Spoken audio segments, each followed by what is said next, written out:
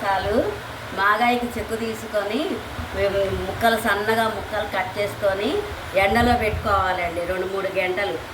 2-3 గంటలు ఎండిన తర్వాత పచ్చడి కలుపుకోవాలండి. ఈరోజు పచ్చి మామిడికాయతో మాగాయ పచ్చడి. కేజీ ముక్కలకి ఒక గిద్దెడు ఉప్పు, గిద్దెడు కారం, ఆవు పిండి గిద్దెడు, మెంతిపిండి గిద్దెడు, అట్లా ఎన్ని కేజీలు అయితే అన్ని గిద్దెలు ఉప్పు, కారం.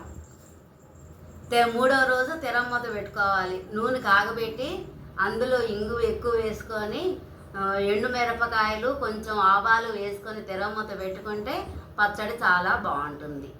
ఇవిగోనండి, ఇవి పచ్చి ముక్కలు, మామిడికాయ ముక్కలు. ఇవి వీటిలో ఈ కారంలో వేసి కలుపుకొని మూడో రోజు తెరమ్మత పెట్టుకుంటే పచ్చడి చాలా బాగుంటుందండి.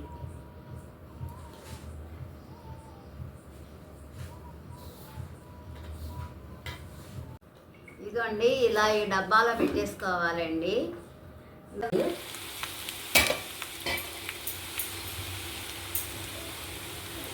ఆవాలు, ఇంగువ అండి.